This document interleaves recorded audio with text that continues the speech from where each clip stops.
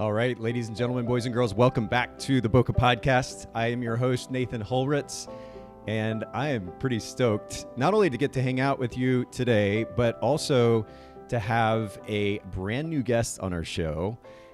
Rachel, can you see me okay? We're gonna make sure that you can actually, there we go, got it. Okay. Yeah. Hi. Rachael Crowe is here with me. Rachel, thanks for making time, not just for me, but also for our community, our audience, our listeners. I'm really excited. We were kind of nerding out even before we started recording. I'm excited for our conversation. I'm so excited to be here. Thanks for having me. Well, it really is my privilege. We've actually, and I'm a little bit surprised that we haven't had this conversation sooner. We've known each other, seen each other on and off in the local Chattanooga market at photographer get-togethers and so forth. You also happen to ride motorcycles, which is another thing we'll talk about in just a little bit. I'm not sure how we haven't ridden together yet, but nonetheless, we've got a lot to cover today.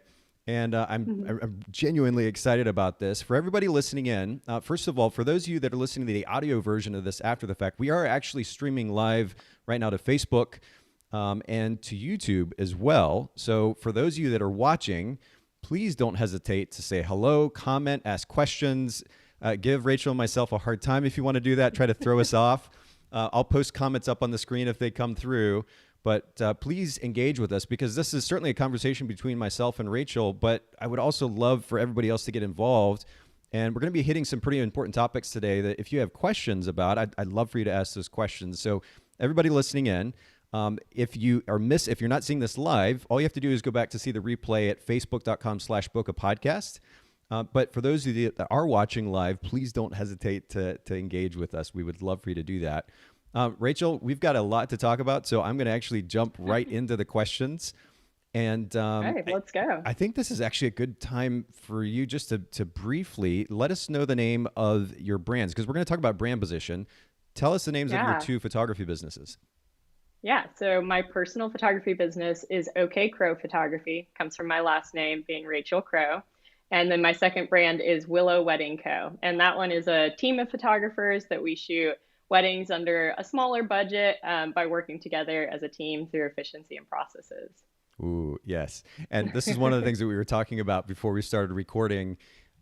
Really actually quite interested to get into some of the details there because it's a brand that I think our industry needs to consider. It's a brand position, I guess I should say, that our industry needs to consider.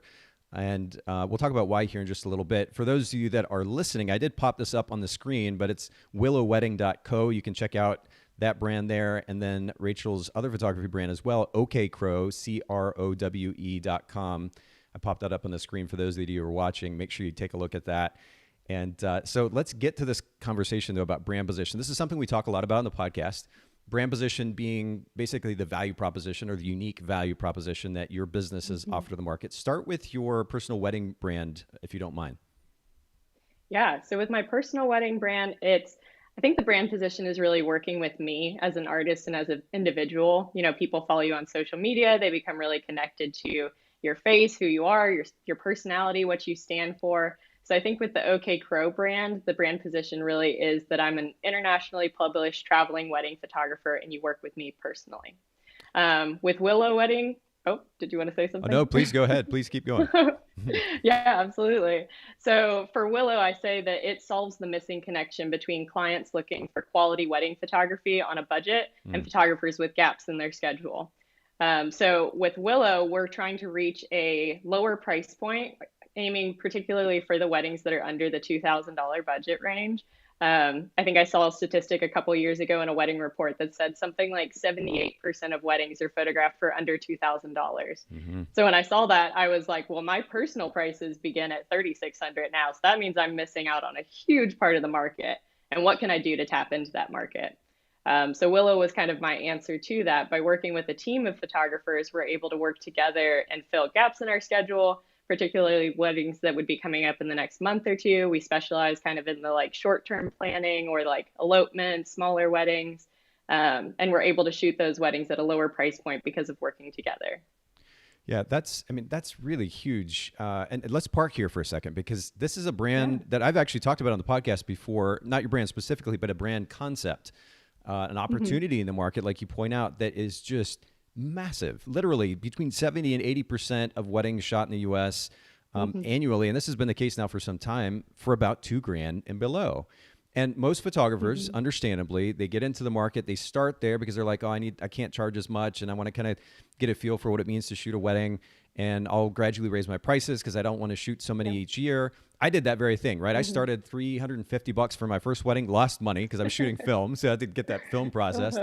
But then beyond that, what I ended up doing was working up to $7,000, $8,000, $9,000, $10,000, and that's such a small segment of the market.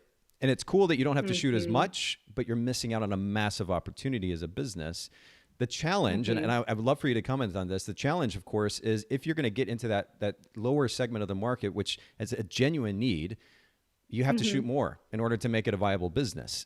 So what would you say to a photographer who's like, okay, this sounds interesting, but I just can't imagine shooting 50, 100, 200 weddings a year in order to make this a business that generates the kind of income that I need to.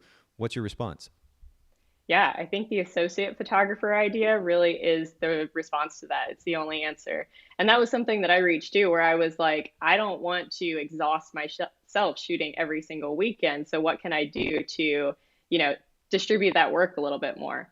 So with using associate photographers, you're hiring a photographer who has a gap in their schedule. And a lot of times they're a really good pro photographer who just has a weekend coming up and they're like, yeah, I'd love to shoot that and make a little bit of money and not have to do as much work with it. So I'm doing all the back end admin work. I'm doing all the contracts, the timelines, all of that kind of stuff. I give them instructions. They show up on the day of, they shoot all day. They hand over the raw files at the end of the day to me. I do all the editing and the post-processing and stuff. So it takes out a big chunk of their work. So they're able to add that extra date in the schedule. And I don't have to personally be there doing the hard work on the day of, carrying the heavy gear and being on my feet and stuff. So it's kind of distributing the workload in a way by using a photographer brand. Well, and we're going to talk more about this. In fact, this is kind of our primary topic today, the significance of systems, because you say that you do all those things, but I know that you've got systems in place that help you get those things done because you have that brand and then you also have your own personal wedding brand. That's a lot to juggle if you don't have some kind of system or set of systems in place to manage it all.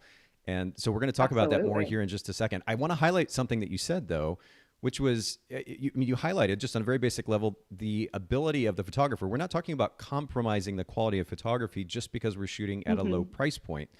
And I think that's really important to note because a lot of photographers kind of make this automatic connection between I am, a beginner photographer, I'm a newer photographer, I'm, quote, not as good as so-and-so, and so I'm going to charge less. The reality is the market needs this segment of photographer that is serving, for example, when I got married back in 2000, my parents paid $600 for a wedding photographer. And it's, I know we laugh and we smile, but at the same time, there's a genuine need for that because that was, believe it or not, for anybody listening in or watching, that was a lot of money for my parents. They just didn't make a lot of money. So $600 for a wedding photographer is like, oh man, that's a chunk.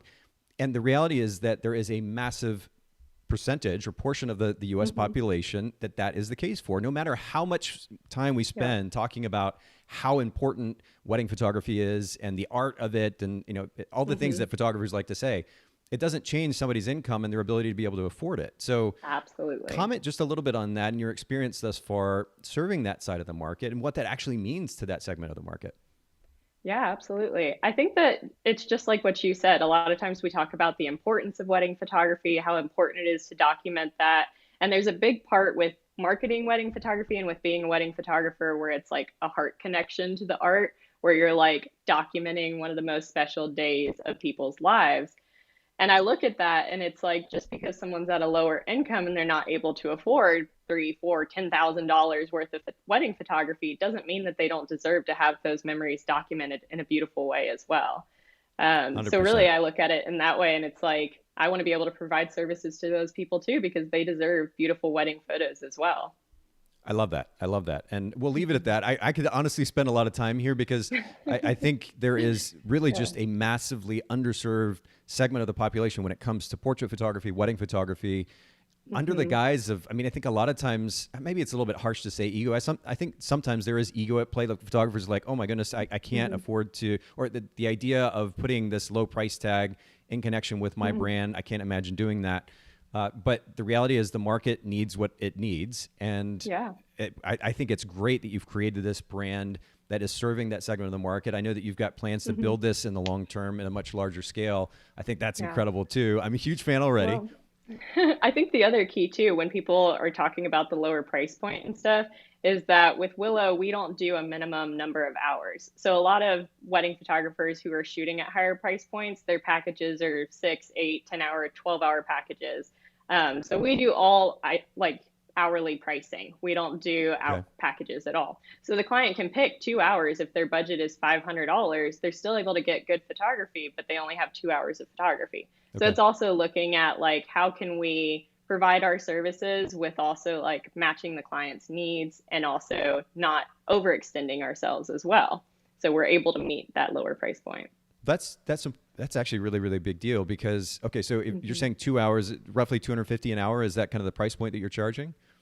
Yeah, so we do, yeah, it's a la carte, 250 an hour. Okay. Because Hmm. and the reason I think this is important is because a lot of photographers would say, well, there's no way I can actually make money if I work in this segment of the market at 250 an hour if you have systems in place. And that's the key here. Because That's the key. and I think a lot of photographers, that's where they're like, you know what, Yeah. I get it, but I can't imagine having to put the systems in place. It's not my strength, Hmm. managing a team, et cetera, et cetera. And so definitely this segment of the market's not for everyone. I just have to give you Yeah. major props for going there and having the Thank wherewithal and you. the understanding of systems to actually make it happen. I think it's really cool. So again, we'll leave it alone for now, but we're going to come back because really we're digging into the significance of systems and how it's enabled you to grow Hmm. both of your businesses. We'll get to that here in just Hmm. a second, but you talked about the importance of service for your clients, Hmm. their experience. Talk to me about, in your mind, what is the biggest principle or idea that drives your ability to give a really great customer experience? Yeah. So for me, it's all about communication. I think that communication is key when it comes to customer service. My goal is always to like over communicate and over explain and over educate as much as possible. And again, going back to systems and how it all ties together, for me, that came down to automating a lot of my emails and having in my workflow different educational emails, different like check-in emails and things that would be reoccurring conversations with clients, setting those all to be automated throughout the booking time or the booking process.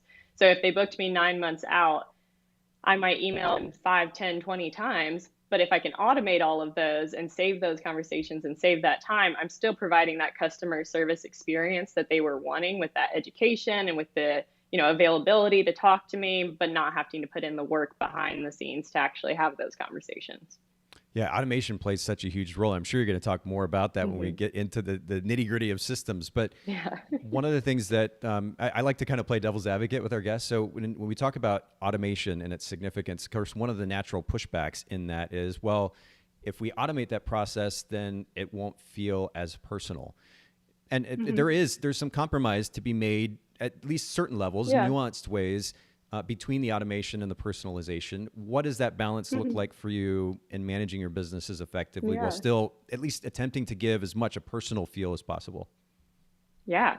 So that compromise for me was setting all of my automated emails in the first line to say, this is an automated email.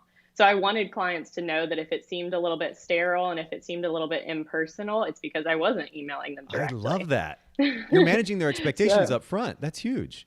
exactly. So you have to teach your clients how to think of you and how to communicate with you and stuff. So when I do my onboarding call, because all of my clients have a video call with me when they're booking, that's something we actually go over. I say what to expect from me leading up to your wedding day. And we talk about, I'm going to send you some automated emails. They're going to have some tips and advice and education in them that I've found helpful for my clients throughout the years. Feel free to ignore these emails if they're not helpful to you, or feel free to respond to them if you have questions. I'll respond directly back to you myself or my assistant. I also let them know ahead of time that I do have an assistant who might be communicating with them as well, which we can go over more later. Sure. But again, it's just managing their expectations, educating the client, teaching them how you do business and how to communicate with you. Wow. Okay. I mean, again, this is somewhere we could park and spend a lot of time because as much as, I mean, in the entrepreneurial world and certainly the photography world, as much as we Yeah. talk about communication and its importance, I don't really think it can be over communicated. And especially when it comes to managing expectations. And honestly, this is still a learning curve for me, even at Photographers Edit, for Yeah. example. making sure that I'm communicating and our team is communicating in such a way the photographer knows what to expect up front. And then, of course, there's also the responsibility on our part, and this plays well, of course, with photography businesses as well, the responsibility to actually follow through on that expectation or the expectations that are created up front. That's huge. But I don't think I've heard, I mean, almost 500 episodes now. I don't think I've heard of any photographer adding the caveat or managing the expectation proactively that, hey, this email is actually automated. And so that they know the difference and they don't feel like I don't know about you, Rachel, but I'm a little bit cynical, I guess maybe being in the industry for a long time. and when I see an email come through, I'm like, oh, that kind of sounds automatic. Like, is it a template or has it just been automated? And you just kind of nix the necessary cynicism there, I guess, by saying, hey, you know what, this is automated and here's the information. That's really, I love that idea. Well, I think that for me, I try to run my business as transparent as possible. So I tell my clients a lot of the behind the scenes, a lot of what I do on social media with my Instagram stories and whatnot is telling clients behind the scenes of like my processes and stuff. And I find that clients actually appreciate that because one, that's more interesting to them than just seeing like other people's photos. They like to be able to connect with you on a more personal level and know how you're running your business and stuff. And I also think that it just kind of educates them on what to expect from you. I'm very particular about the way that I onboard clients. I do a lot of that education up front because I really do believe that you have to teach clients what to expect and how to communicate with you and how to treat you as a business owner. And so that all plays into that. I could go on that subject for hours. Well, but I think it's so important, and I'm glad that you bring it up. And I cannot remember where I heard the quote, but there was a quote, and I've mentioned it before in the podcast, that people only get upset when two things happen. One, when they feel lied to, and two, when they feel confused. And I as a business owner myself and yourself, the little bit that I know you, I know that we're not going to be lying to our clients, so that's not an issue. Now we have to deal with the potential for confusion. And the last thing certainly that I would want for my clients is that they're confused with our process, because I know that confusion, especially in 2021, means, I don't have time for that. I'm going somewhere else where it's easier to understand, or I can make sense of what it is that they're trying to tell me. I think it's super important that you're proactively managing expectations. I love that you're doing that in that way. Absolutely. Yeah. Thank you. Absolutely. Well, no. And thank you for the reminder though, because it's really good that we dig into these important principles that, it's funny, 500 episodes, people would say, well, how do you come up with unique content for 500 episodes worth of content or of podcasts episodes? And there is certainly repetition innate to doing this many episodes. We're going to keep creating a bunch of them too. But I think what's important to remember is that the things that make the biggest difference in our businesses and our personal life for that matter as well. I'm 41. I've learned this the hard way in some cases. It's really the basics.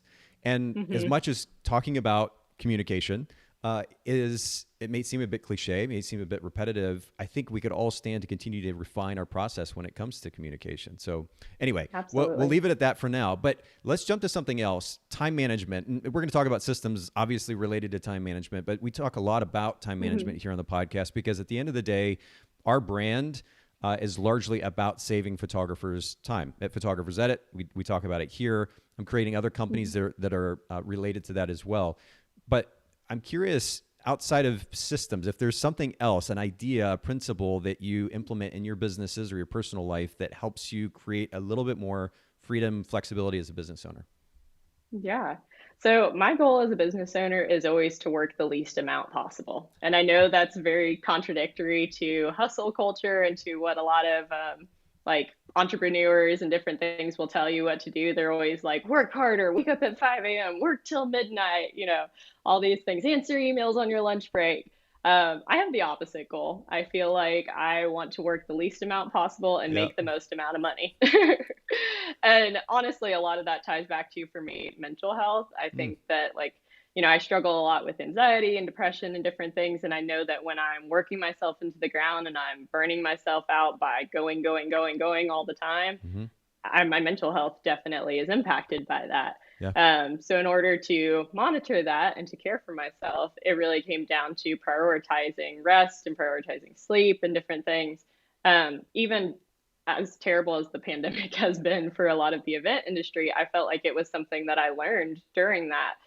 There was probably about a month at the beginning where we were all kind of like what's going to go on, and all the weddings were rescheduling, and we don't have to get into all that. But during that month, even though I was stressed out, I had nothing else to do but like sit around and sleep, and I was feeling really kind of discouraged with my business, so I wasn't trying to work on anything. um, but I realized after that that I really needed that period of rest, and I really needed some time off to kind of just get a refresh and a restart on myself in order to feel inspired to work again. So for me, that's come down to really just looking at my schedule and looking at what I have coming up and blocking off blackout dates where it's a day off. I'm not going to pick up my phone. I'm not going to look at my email. Sometimes it's a weekend. Sometimes if I'm working over the weekend, it's a Wednesday or a Tuesday or a random day. Sometimes it's just an afternoon, but I will go on my calendar and mark off a whole set of time or a date or even 2, 3 days if I need it. And I'm very strict with myself about like not picking up my phone, not doing any type of work during that time, and turning off my brain, because you really do need it, especially as a creative.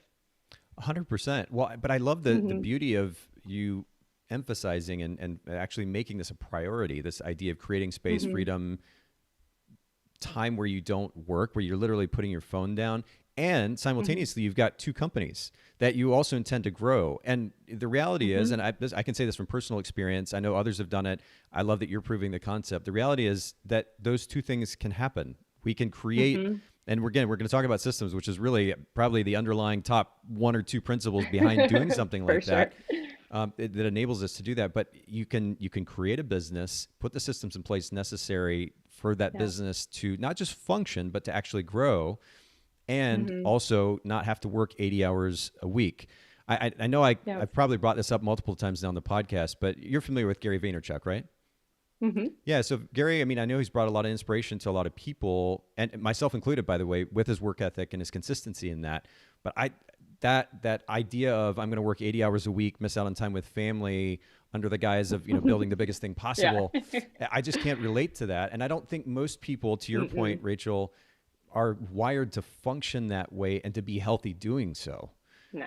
I think it works well for some people. And, for Gary Vee, it may be for him a great way of doing things. But I know for me, I was running myself into the ground. And especially as a creative, before I started prioritizing rest, I just felt uninspired and like unable to think Mm, creatively. I was getting into a rut, and I felt like I wasn't happy with my work. I wasn't happy with what I was doing. And I even at one point started looking at other jobs and like working on my resume and stuff and being like, maybe I'll go back to like doing something else. Maybe I'll go get a different career. And once I started prioritizing rest, I started feeling inspired again and actually feeling like, okay, I have the energy to create some of these systems that I need. I have the energy to work on a second business. Honestly, before I was working way more and I never would have had the energy to take on a interesting. whole nother project. So I feel like I am actually maximizing my activity now that I'm prioritizing rest. Wow. Mhm. I'll let that sit for everybody listening in, because this is super powerful stuff. And again, we're going to add more context to it as we get into systems in a second. I mean, leading up to our conversation, you just highlighted this. You said my goal is always to work less, and I can very much relate to that, because even I don't know, 10, 12, 13 years ago, that was the thought process for me behind creating Photographer's Edit. I had a photography company and it was doing really well, Mhm. but I wanted to create more flexibility for myself. And I got Mhm. lucky enough to have a great team to back me up, that I could work as little as 3 or 4 hours in a week. And that was, I went kind of the extreme route. Looking back, like if I put 10, 15, 20 hours a weekend, I'd be in a whole different place Yeah. right now. Nonetheless, it's True. possible. And that's kind of the point, is that it's possible if Yeah. you put the right systems in place and put the right Mhm. people in place. Makes all the difference Yeah. in the world. But we'll talk more about that in a second. Yeah. One of the things when we talk about time management, I have to at least bring this up because it's something we can relate on. You ride motorcycles. You have a motorcycle, I a black, do. is it a Honda? Is that right? It's a Honda Shadow. That's Okay. correct. How long have you been riding? Probably about 2 years now, I Okay. think. Yeah, I took a class at the local university for a weekend and learned how to ride. And my grandpa actually rode motorcycles, and so I was always inspired by him as a Oh, kid. cool. He was like the cool guy. Yeah, he had traveled the world and he knew all like a little bit of all these foreign languages, and he rode a motorcycle. And I was like, I want to be him when I grow up. Wow. Much to my mother's dismay, as I bought a motorcycle. So how often do you get to ride? Not as often as I'd like. It's Okay. not my daily driver, but I do love it on the weekends and just to go on a ride around town. That's honestly part of why I got into riding motorcycles was also for the rest factor. You Hmm. can't work on anything else when you're working on a motorcycle. You have to have all of your gears in motion thinking about that. So I felt like I had to like really hone in when I was Hmm. riding, and it's been able to give me a really good mental break because I'm not worrying Yes. about work or trying to text and drive or something because that's just not even possible. I'm so glad you bring that up. It's so true. It literally becomes this kind Mhm. of almost meditative process, Yes. especially with a bike like yourself, the one that you've got, or the one that I just recently got is a Triumph. It's called a Speed Twin. But Oh, I nice. had some track bikes, and where the things are lots of electronics and kind of automation, like automatic shifting up and down, and that's Mhm. cool when you want to go super super fast. But what I found was Mhm. that as much time and effort as I was putting into riding bikes fast and learning how to ride on track, and I hope to get back to Mhm. that at some point. One of the things I really missed was just riding for the sake of riding, that very pure experience where Mhm. literally everything, all your senses, Mhm. all your appendages, everything is engaged in riding Yep. that motorcycle, and you have to be present to ride it well. Mhm.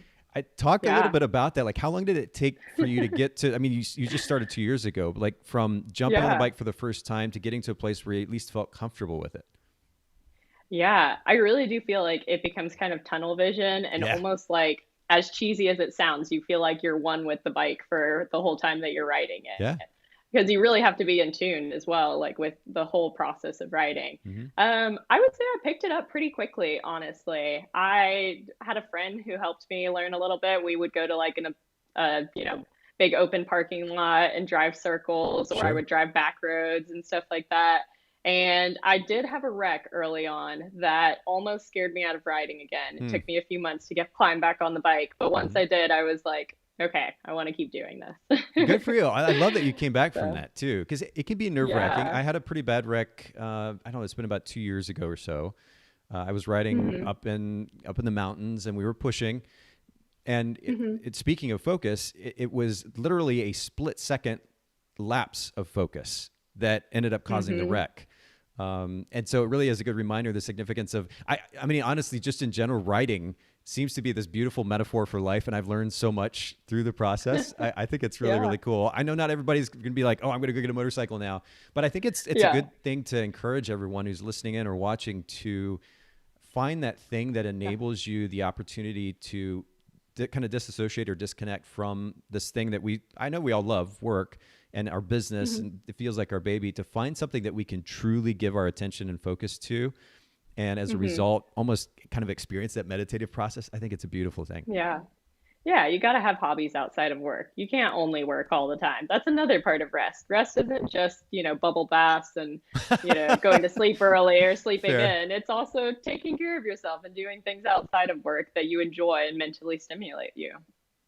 Mhm. Well, again, another topic that I could spend a super long time on. Maybe we'll get a Me chance to ride again, too. ride together some point. I think it'd be really great fun. Absolutely. That there's I'd not a love that. big community, I don't think, of local motorcycle riders, I should say, Mm.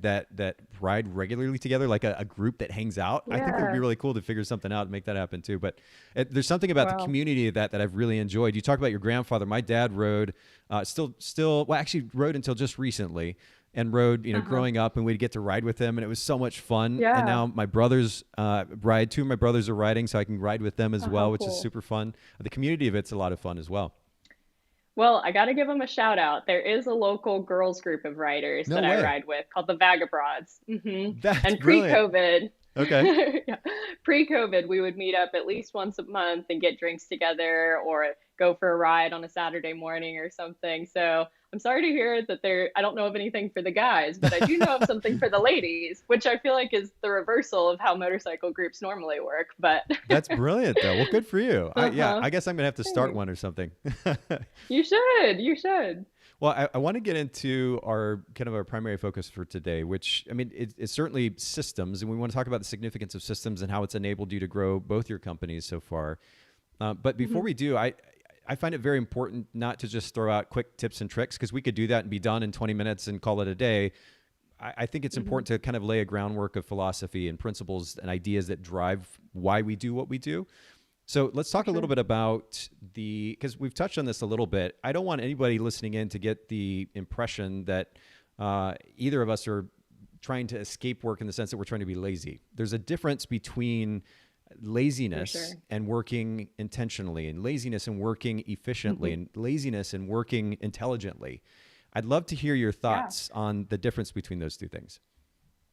Okay, well, first of all, I definitely think there is a difference, but I also think intentionality can be motivated by laziness. Fair enough. Okay. So I would say laziness, it really does come down to, like you said, like the intention. So maybe with laziness, it's just kind of avoiding work or procrastinating or not feeling inspired. But to me, when you're intentional, you're looking at it and you go, oh, I have a goal. And like I said, my goal is to work the least amount possible so that I can prioritize my mental health and rest and different things. So if I have that goal in mind, I'm looking at things through that lens and I'm seeing how can I reach that goal. So it's a lot more intentional and like directed, I would feel like, than just being like, I don't feel like working. I'm not going to work Yeah. today. Okay, so the big difference is intention. By the way, for anybody that's watching, you'll Mhm. occasionally see me look down. I've got a pen right here and a notebook, believe it or not, that I'm going to take notes on. So you may see me looking down. So intention, though, that's the key difference. So for I you, think so, yeah. and you feel like the biggest intention behind why it is that you've implemented these systems is that you are obviously you want to run and even grow businesses, but you don't want to be working Mhm. constantly. Is that kind of the gist of it? It truly is. Yeah. I also think, aside from even the working less concept, for me as well, when you look at being a wedding photographer and shooting weddings yourself and stuff, there really is like a ceiling that you reach. You only have a certain number of weekends. And if you're Yeah. not working smart and not working efficiently, then you can't even fill up all of those weekends because you have so much post and pre work that you're having to do. So I really was also looking at it too from a standpoint of wanting to work less, but also in a way, how can I work more? How can I take on more clients? How can I maximize my profits as well? So it's twofold. It's not just like I don't feel like working or like I want to have more time off, but it's also how can I maximize my profits along with that? That makes sense. Okay, I want to pause here because it's something I haven't Hmm. done yet. I actually meant to do this earlier, but I want to share my screen and get to your work because you, Rachel, you've got kind of this unique talent set in that you're an artist and a business person. You think like a business person. I want to dig into where that comes from in just a second. But for everybody that's Hmm. watching, I've actually got Rachel's Instagram account pulled up for her personal Instagram account here, OK Crow, and OK Crow Weddings as well. We're gonna click on that. Actually, come right over here, and you can see this account, which I mean, you have such a wonderful variety, by the way, Rachel. I love the fact that you've got as much as I know a lot of photographers are kind of obsessed with having this perfectly curated feed with the exact right colors and everything just kind of Hmm. looks the same. I love the variety innate to Are this you feed. saying I don't have a good feed, Nathan? Are you saying my feed doesn't look good? Actually, I like the variety of it, and genuinely, like that's a Thank compliment. you. Because rather than just kind of following suit and doing what so many other photographers do and trying to create again, it seems like a lot of times the focus is on that. Yeah. Like the color palette. They literally create a color palette, and everything's got to kind of Mm. fit into that color palette. I'm Oh thinking yeah. about like for a potential client who lands on your Instagram feed, and they want to see what you're capable of. If everything kind of looks the same, I don't know Yeah. where's the interest in that. So you've got such a lovely Oh yeah. variety of photography here.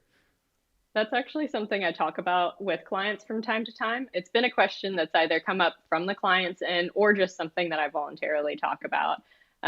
Is that I don't think that photos should look exactly the same. I don't think your edit should be exactly the same based on location and lighting and different things. And this is a tangent that I won't bunny trail off of for too long.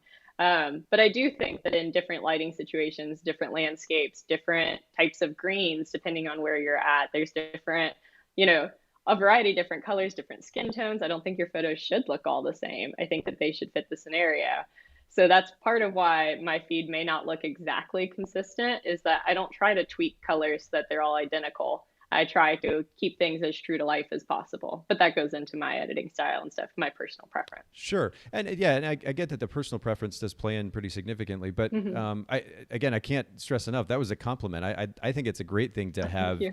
variety in that. And instead of Yeah. trying to have the quote unquote perfect feed, that you actually have variety there that represents a wide range of photographic capability just in that one feed. And Thank I didn't you. even pull up your other brand, but yeah, definitely a compliment. But I bring that up too, just as kind of a segue to a question about your seeming ability to be an artist and a talented one at that, and also be a business person, to think like a business person. One of the things that you Hmm. mentioned to me before we started recording was that you and your mom used to flip houses as you were growing up. Did you develop this kind of entrepreneurial mindset as you were growing up? I would say so. Yeah, I think that maybe not so much growing up, but through the power of growing up with a mom who was very entrepreneurial and very hardworking, it kind of showed me that I was capable of it if I Hmm. wanted to go that route. Yeah. I did after, so I went to college and I have a degree in business and in marketing. I was a double major, which is part of how I think about business and Okay. everything. But after college, I ended up working in a few ad agencies. And while I loved the jobs and they were great, I just wasn't a good fit for them, Hmm. honestly. And I remember sitting there and thinking, okay, this is a pretty good job, pretty good company. The pay is not that bad, but I'm not happy. And I feel like I'm not even doing the best possible job Hmm. that somebody else could do. And it really was looking at it and being like, I think I would just enjoy being my own boss. I think I would enjoy, being able to take things into my own hands and do things the way that I want to. I'm very stubborn and very hard-headed of thinking I have the best way. Yeah. I think you kind of have to um, be a good business owner too. It takes yeah. a little bit of confidence to do that. Exactly. And so I think that I have maybe a little bit more business background than artist background, and Hmm. that kind of lends itself well to what I've been able to develop with my systems and processes and things and the way that I think about business.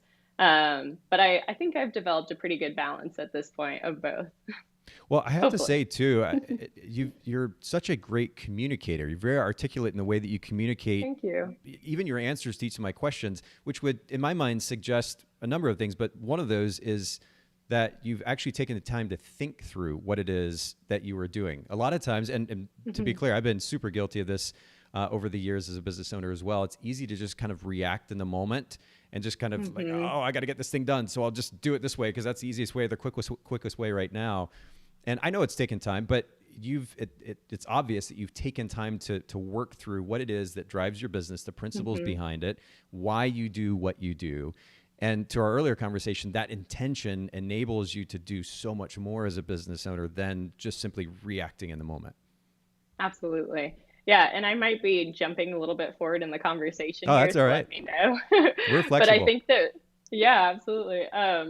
Really thinking through why you do what you do and Mm, how you do things does come back to, again, with the systems and with outsourcing and stuff, because it's really hard for you to teach someone else to do a job for you if you don't really know what you're doing with that job or why you're doing it or how you're doing it anyways. Like you can't communicate that to people, like what you were saying, unless you fully understand it yourself. So I would highly recommend doing a lot of soul searching and thinking about what you want from your business and stuff before you outsource and before you begin implementing your system, because otherwise you may have to do a lot of backtrack work once you do figure that stuff out. it's so true. And I love that you're bringing this up because this has Hmm. been kind of something I've been harping on a little bit as of late. And honestly, largely because I've been guilty of not being clear in a couple of things. Hmm. One, the communication to my team as I'm delegating to my team, even because Hmm. I wasn't always clear about what it was that I was wanting out of the situation. You know, you can have this kind of big picture Hmm. goal. I want, just to pick something, I want more Instagram followers. Okay. Hmm. And what does that mean? Like, what is your Why? goal? Why do you want them?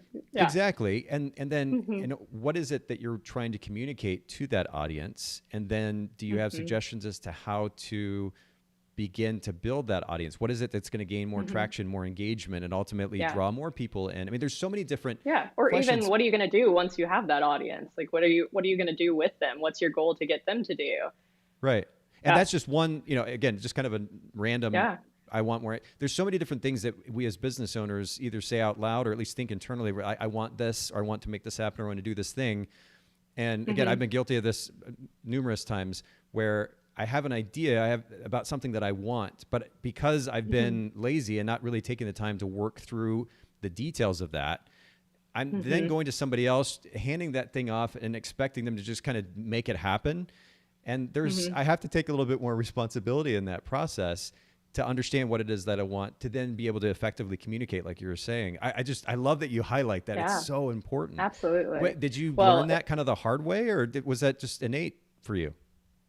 yeah, well, I would say so. One principle I did learn in business school that's been really helpful with me throughout learning this process is called the five whys. So Hmm. it's basically anytime you sit down and you have something, whether it's a need or whether it's a problem you're trying to solve, you ask yourself 5 times why. So for me, it was like, I want to work less. Well, why? Well, I'm exhausted. Well, why am I exhausted? Because I Hmm. don't have systems in process. Well, why don't I have my systems done? Well, I'm not inspired because I'm exhausted again. Well, why am I not inspired? Well, I need to rest more. So it's kind of like going through your process of like Hmm. why you think through things, and it really does help you come up with a lot of answers as to what your problem is and what you need to do to move forward from it. So I definitely did a lot of that, but I would also say it was learning through trial and error. I Yeah. definitely, like I said earlier, burned myself out, became very exhausted early on in my career, and had to do a lot of like thinking through of, okay, why am I working so hard? Like, what am I doing wrong? And then doing that, I did try to outsource some things, and I definitely had the same problem you're talking about, where it was like I almost became frustrated with the people I was outsourcing to, and I was like, Sure. why are you not getting it? Sure. And the truth was is that I didn't get it myself, so I wasn't communicating it Mm. well to them, so they didn't really know what to do. They were doing their best based off of the information I was giving them, but I didn't have the full information to give them. Interesting. Yeah, so I feel like the first time that I tried outsourcing editing, I wasn't thrilled with the editing, but it wasn't because they were a bad editor, it was because I hadn't really nailed down even what I Mm. wanted out of my editing, like what my Okay. style was, what my look was, what my presets were and stuff like that. Yeah. And once I had done that process of figuring out my whys and everything and really coming to figuring out what I liked and how I wanted to move my business forward and stuff, I was able to really narrow down on my style as well. And that helped me with outsourcing as well. I think and I know we could spend a lot of time on this. We won't. I certainly don't claim to be a psychologist, but there's an interesting parallel between understand the significance of asking these why questions, like you were talking about, for the sake of our business and our ability as an entrepreneur, and also our personal health, emotional, psychological health as well. There's a tendency, I think, a lot of times in our culture these days to just kind of say I am, and then there's this label, and then that ends there. And we haven't taken the time to ask the why questions like you were talking about. I know that I've found a lot of benefit from doing that, and probably will continue to. There's a lot I have to learn about myself still, but it's Yeah. important to ask why and to take the Well, time to do it. And it's not always comfortable. And it's not always easy, again, on a personal level or a mhm. business level. But Yeah. it's when you've taken the time, for everybody listening and watching, and certainly for myself, when we've taken the time to do that, as Rachel is Yeah. describing, there's so much payoff on the other side of it, and hmm it's worth it. More than worth it, I promise. Yeah. I also think too that it's an ongoing process. It's Yes, not something where you ever like arrive and you're like, I know everything about myself and everything about my agreed. business and that sort of thing, because as humans, as artists, as people, we're constantly changing and evolving anyway. So why wouldn't our businesses be doing that? Fair. So it really is an ongoing process of asking those whys and really sitting down and thinking through that kind of thing. Wow. I massive respect for you, Rachel. I mean, this is really, really great Thank stuff, and you. you're communicating it so articulately as well. Let's talk about Thank systems, and you. actually even the word systems. I know that there's this Yeah. kind of assumption when we bring up a word like systems, like there's this kind of, oh, you got to be a nerd to even be interested in the concept, right? And you don't strike me as the nerd type. You're an obvious artist, and you've got this kind of badass look about you with the motorcycle and everything. What is it, first of all? Because I want to talk about what systems even mean to you and the way that you run your business. But like, what even drew you to this concept to begin with? How did you even develop an interest in it? Yeah, well, I've always been really interested in the way things work. I've always been that kid who would like take something apart to see how all the pieces fit together. Okay. Or I love watching like TV shows on Discovery Channel or whatever, where it's like behind the scenes of a job or that kind of thing. Even Yes. watching like I would go on the DVDs as a kid and go to the DVD menu and watch the like director's cut or something. Not because I was really interested in filmmaking. I just wanted to know why they made it the way they did. Yeah. So I think that that's always kind of been a nature that's been inside of me of wanting to know why things work the way they do. And that's really lent itself well to systems, because systems really are just your processes and workflows, how things work. Um, So looking at it has been honestly like kind of an exciting, it's an exciting topic for Okay. me because Okay. I get really excited learning how things work and then learning how to make things better as well. So Well, that's what really drew me to systems. and again, I think Yeah. you're a wonderful example of the fact that this notion of structure and systems can Hmm. coexist with artistry, because there may be an assumption on a lot Hmm. of photographers' parts who are the more artist types, if you will. They don't necessarily feel strong as business owners when it comes to the administrative Yeah. stuff. They're like, oh, I'm not good at that, or I don't have time for that. The reality is, you can have time for your art and run a great business, and also have time just to live, to do something more than work, Hmm. if you put the right Yep. systems in place. These concepts aren't mutually exclusive, and I love that you Yeah. are an example that you highlight that. Talk to me I though think that about. Oh, go ahead. oh, I was just going to say, I think I see systems as a necessity. They're not Okay. optional, in my opinion. So when you start looking at it like that, as like I'm an artist and I want to make a living as an artist, Hmm. I need systems in order to make that living and be able to live out my dream of being an artist. So it's not like I have an option. I can't be like, yeah, if I feel like it, I'll set some systems in place. Yeah. It's kind of like, well, I'm going to need to make a paycheck to live. So in order to make a paycheck, I need to get my workflows in order. Well, how would you define the word systems? Is that, um, I guess, I mean, systems that when I think about it, for example, Hmm. are these processes that we can put in place that are repetitive in nature, right? That Hmm. enable us, as you've highlighted, to be able to scale. It enables our Right. company to grow. It doesn't mean that we have, as the company grows, it doesn't mean that we have to work more. In fact, it enables us to be able to, in some cases, even work less because the systems are in place. But that's just kind of Hmm. my limited perspective. What's yours? How would you define the word? Yeah, very similarly, I would say systems are kind of the processes and the workflows that we have around a task.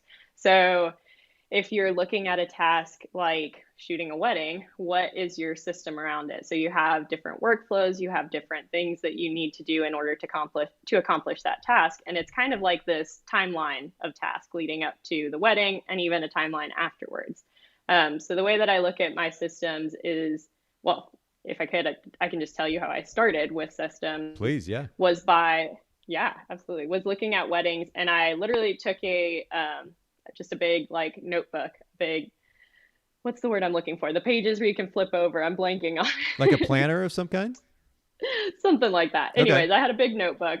And I just went through and I said, okay, wedding day is here. What are all the tasks that I have to do leading up to a wedding? Hmm. So that would be like the onboarding call with the client once I get an inquiry, and then sending a contract, and then sending an invoice, and then sending an invoice for the remaining balance. You Okay. know, what emails do I have leading up to it? Do I have a questionnaire that I'm sending them? Do I have like a week of email that I'm sending them that has different tips and different, what I need for them leading up to the wedding day? And then after following the wedding, what are my tasks there? Backing up the files, culling my files, editing them, uploading them, exporting them, sending them to the vendors, all the different stuff.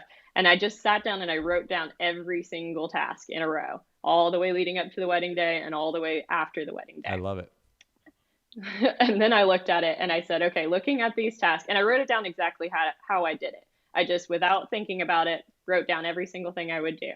And then I looked at it and I said, okay, which of these tasks are redundant? They're not necessary. Which of these tasks can be combined so that I can make them quicker?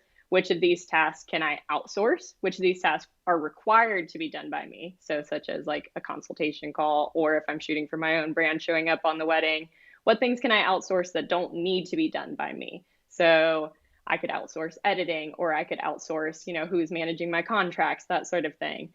And then looking at what sort of things can I automate. So any of those emails leading up to the wedding, can I automate that questionnaire that goes out 30 days before the wedding? Can I automate, an email to the vendors, or can I automate some of my print sales, anything like that? And I really just looked through my processes and was able to create this workflow of things that I was personally going to do, things that I was going to outsource to an assistant, and things that I was going to outsource to an editor, different things like that. I even went through some of my marketing and said, okay, what kind of ads am I running? Can I outsource these? Is it worth it for me to outsource these? Okay. Because you really have to look at your time as being your most valuable asset, and it's your most scarce asset. So when you look at time, you only have 24 hours in a day, right? Hmm. So how are you going to spend that time? And when you're looking through all those tasks and you're going, if I only have 24 hours, what is the most valuable thing in this list of tasks for me to invest my time into? What's going to bring back the greatest return on that investment? And I was able to look at it and say, okay, maybe my editing is not something that's bringing back the greatest return on the investment, because I'm really particular and I spend hours tweaking back and forth like a click on the tent because I I am get just so that. particular about it. Yep. And I looked at it and said, okay, can I outsource this? Can I train someone who can edit as close to me as possible, whether it's outsourcing to a company or I chose to go the route of an in-house outsourcer, and being able to go, can I invest my time somewhere else if I'm outsourcing that, somewhere that's going to bring back a greater investment on that? And that's really what motivated me to go through my systems and stuff and to create those workflows. Okay, so this is gold, by the way. And I was trying to like frantically take notes as you're talking about, but I think I managed to capture it. So the kind of steps, the process, or the steps with which you've created your systems was kind of what was underlying that was understanding, number one, all the moving parts.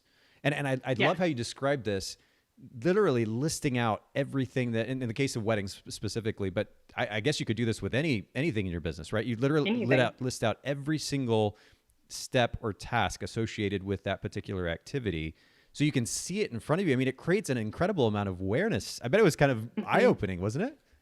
Oh, yeah. Well, you look at like people who come in and declutter your house. One of the first steps that they'll do is they'll take all of your clothes out of your closet and lay it out on the floor, lay it out in your bed. Yeah. Yeah, and you look at it and you're like, oh my gosh, I have so much clothes. I can give away some of this to Goodwill. The same concept applies to your task. You look at it and you go, oh my gosh, I have so much to do. What can I get rid of? Yes. Because you, again, want to work less, or in my case, want to work less. It becomes a little bit overwhelming, but it's also creates this awareness of like, I can't do all this on my own. And again, you have a certain level of awareness about you that is enabling this type of behavior and ultimately the ability to develop the systems that you're talking about, which we're going to talk about here in just a second. But so we start with all the moving parts. You have awareness of those moving parts. And the next step is to figure out what of those individual tasks or steps are redundant, so you can get rid of those. And then would you say the next thing then would be to figure out, you mentioned the significance of delegating, figuring out what you can delegate out, and then what you could automate. Is that kind of the primary points there in developing the system? Yeah. And also the other step that I looked at was looking at what things I could combine. If there were any steps that I could combine together through the onboarding process, like maybe instead of having so many follow-up conversations, it's talking at the beginning and teaching them some of those things. For me, one thing that was really helpful was I made a wedding guide. It's literally a printed book. It looks like a magazine. I had a designer design it and I wrote all the copy for it. And it talks a lot about my systems and processes and has a lot of those conversations that normally I would be investing time into. And I mail that to clients when they book with me. And that covers a lot of the information that I would have spent time talking to them about. Yep. So again, that was combining steps, because that took like 5 different emails or different things that I would have to do and combine it into one step, which is just mailing that guide, which I do use my assistant to do. And then that just saves me a lot of time later on. So it's combining, outsourcing, automating, and then seeing what things you also need to do yourself. So how do you decide, before we talk about the systems, kind of the key systems that you have in your business, how do you decide what is the thing or the things that you need to do versus those things that you could delegate? Because I would venture that outside of photographing, and even actually the photography, you're delegating to a team, right? With your second business, most of these things can be done by somebody else in some regards. How do you decide what you're spending your time on? I think for me, the like qualifying factor of what needs to be done would either relate to quality. So for me, that would be reviewing galleries that I've outsourced before that they're sent to the clients, and any other type of quality control that I need to do, whether that's reviewing albums or reviewing email templates or that sort of thing. It would be quality, and then relationship. So anything that relates to the relationship with the client. Yeah. So that onboarding call or any like follow-up emails that might need a more personal touch, that would all be relating to me. And that's something that I would consider necessary to do, unless it's the associate brand, like I was talking about, because then they don't need to build a relationship with me specifically, because they're going to have a different photographer. At that point, it's more So about the yeah, brand, right? And then having people that can represent the brand. absolutely. I would Okay. agree. And at that point, I intentionally, and I don't want to go on too far of a tangent because this is a topic I could talk about for a long time as well. Sure. But I think when you're building an associate specific brand, you kind of want to deter your clients from trying to build a relationship because you don't want them to become like attached to any specific photographer because you're Interesting. going to be they don't really know who they're going to be getting. Like with my brand specifically, they don't find out until 6 weeks before the wedding who the photographer is going to be. Hmm. And that's something that I let them know up front ahead of time. Mm-hmm. And that's part of the lower price point is that they're not building a relationship with a specific artist. They're just expecting quality work and they Right. don't really care who gives it to them. Yeah. So I'm deterring them from building a relationship. And instead, the main marketing point for that brand is just the price point and thinking about you're going to get quality, guaranteeing that it's going to be quality at a lower price point. Interesting. And you're right. That is a loaded topic. We could go so many like different directions on that. Maybe we could do another episode at some point because I'm still so fascinated by your business model with that second business in particular, because there is such an opportunity, but you do have to think very thoroughly through the whole process in order to make it work. Maybe we can come back to that at a different point. I wonder if you don't mind telling our listeners what the key systems, like for the various moving parts of your business, what would you say are the most important systems that you have in place that have made the biggest impact? Yeah. Well, I would say that it's using platforms that help me with those systems. So for me, I would say my three key systems that help me with that are HoneyBook, Calendly, and I just started using ClickUp. Okay. So HoneyBook is unless if you haven't heard of it, it's a client management software. I'm sure you've heard about it, Nathan, but for our viewers. Yeah, absolutely. Client management software. It helps you manage all of your contracts, invoices, all of your client communication, inquiries, all of that. So that's been incredibly helpful for me because it keeps everything organized. Because to be honest, by nature as an artist, I'm not an organized human being. Sure. Don't look in my sock drawer. It's not organized. We won't, I promise. But HoneyBook kind of takes all the effort out of that for me because all of my inquiries and everything filter through that. So that's been super helpful. Calendly. Can I ask you before you keep going? Yeah. How did you choose HoneyBook? Because there are so many different options out there. What was it that drew you specifically to HoneyBook? To be totally honest, it was just the first one that I had heard about. And so I jumped on it. Cool. And I think that there are plenty of also awesome options. I haven't used them myself, so I can't really speak to it. But at this point, I'm so integrated into HoneyBook with all of my email templates and everything that it would be a massive undertaking to move to a different platform. So I've been able to, as of yet, find everything I need in HoneyBook. So I haven't had any need to change, but ask me again in a few years. We'll see. Fair. Well, I mean, a little bit of the time that I've spent on the platform in the past, I was super impressed by how they kept things as simple as possible. Because with something like a CRM, you could get super complicated. And I know certain companies do.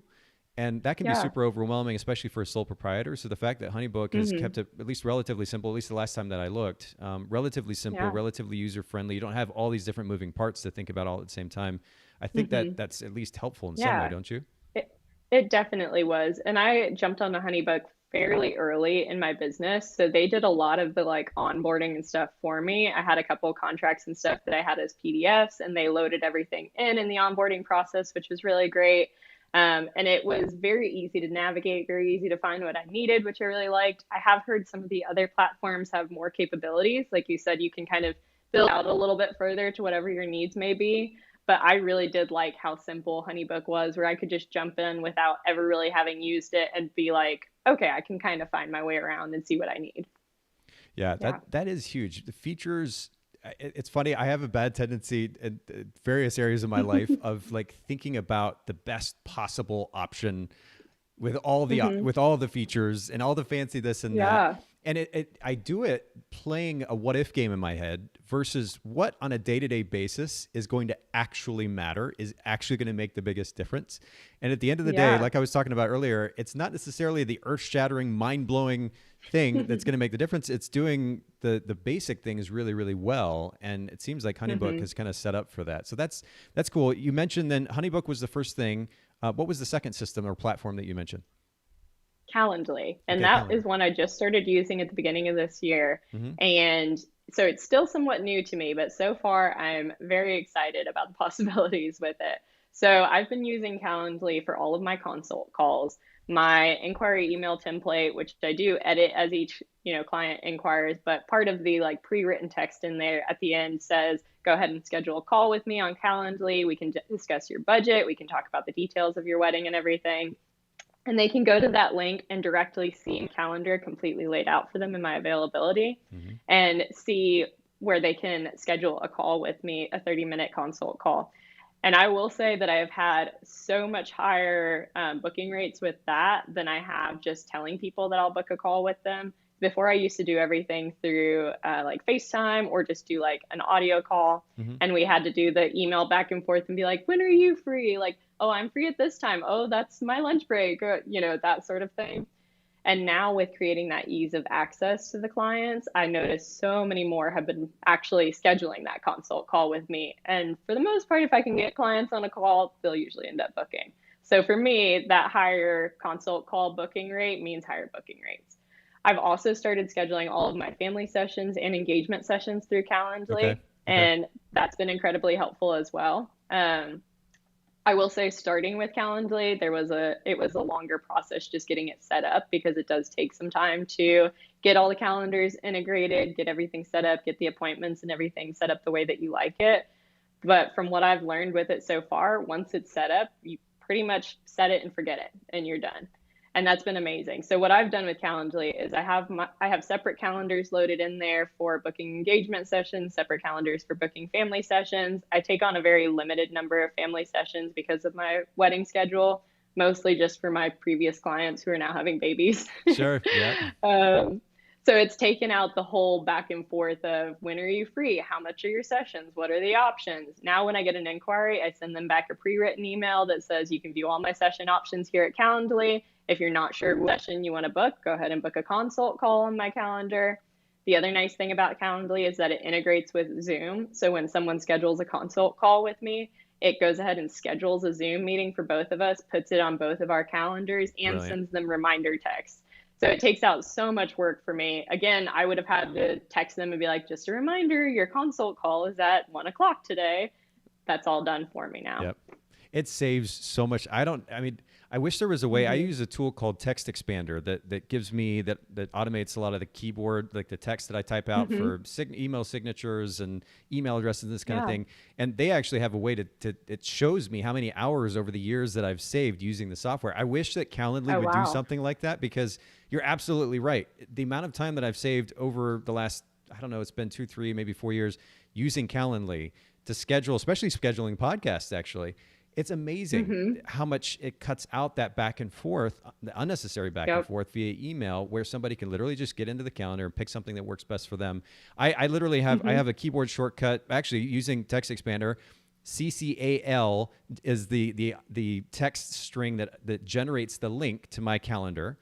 And then I have a similar string set up on my phone as well that does the same thing. So if I'm messaging with somebody either via text or on Messenger or whatever it might be, I can just type that in really quick. Here's my calendar. If you want to grab a spot that works for you, it saves so much time. That's awesome. Huge, important. In fact, we'll link to Calendly as well as Honeybook, honeybook.com, calendly.com in the show notes at bokehpodcast.com when we push the audio out. And then you mentioned there was a third platform. What was that? ClickUp. So I recently started using that. It's very new to me and I haven't even finished setting it up, but I'm very excited about it. ClickUp is a project management software similar to Asana or Trello, if you've used anything like that, or what are the Notion, Monday. There's about 1 million of these platforms. For sure. And ClickUp was the one that I picked because I have a friend who also runs a similar associate brand, and that's what they had been using. So they were able to show me how they set up their templates and everything. So that's the main reason I decided on ClickUp, was just because I had someone that I could troubleshoot with a little bit, who's in the same type of business as I am. But I think that there are a lot of awesome platforms for this as well. But with ClickUp, I'm able to create a template for each project. So I have a weddings template.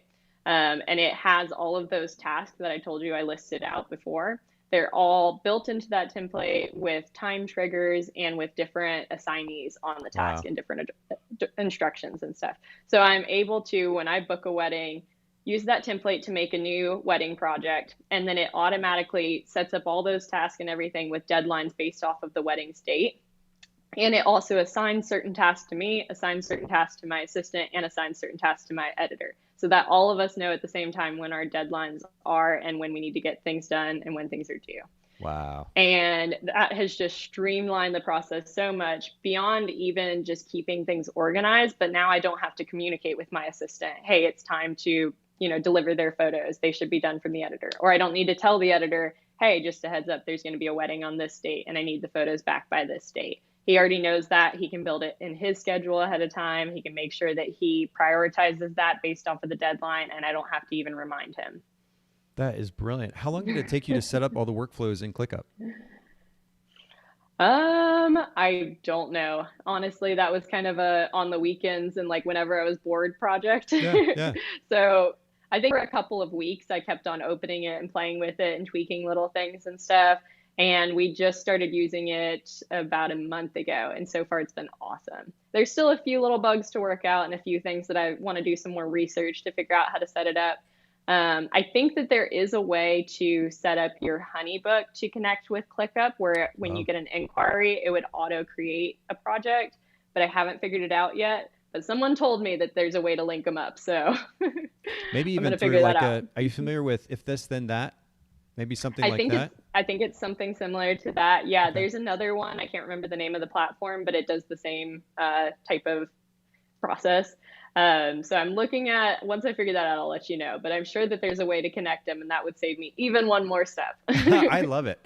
I mean, at the end of the day, look, just to kind of bring it back around, I know that Rachel, you want to have a life outside of work. I certainly want the same thing. Mhm. And honestly, I have a genuine mission behind what I do at Photographers Edit, with the podcast and elsewhere, Mhm. to help photographers just have a bit more of a life. But one of the Yeah. things that suffers naturally, and I've been on the other side of this, so I know personally, but is relationships. Mhm. If we as entrepreneurs, as photography business owners, are so just caught up in what we're doing in our business day to day, relationships suffer. Number one, certainly our Mhm. mental health can suffer, as you pointed out, quite significantly at that. And there are other elements of life that we're missing out on experiencing because we're head down stuck in our business, just kind of constantly reacting to any and everything. And Mhm. it is going to burn us out if we don't step Yeah. up above that. So having this kind of 30,000 foot view approach to business like you do, it just, what it enables, and you're a great demonstration of this, what it enables, not only in the ability to grow not just one, but two businesses, and also have a life at the same time. I think it speaks loudly for the benefit of systems. And I'm really super glad that you've highlighted that today. Thank you so much.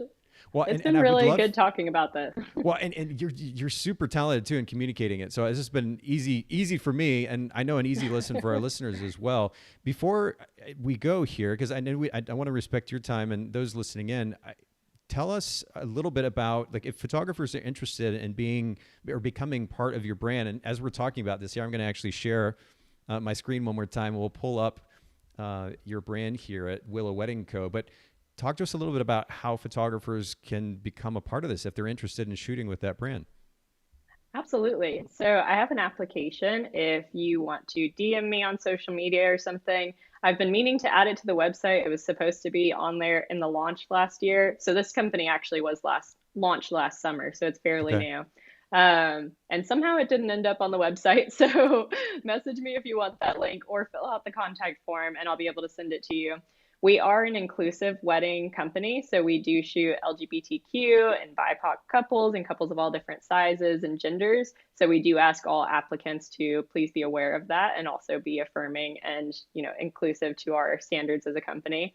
But we would love to have you. Right now, we serve Atlanta, Knoxville, Nashville, and Chattanooga, but eventually we will be nationwide. So feel free to apply no matter where you are because we may call on you when we need you.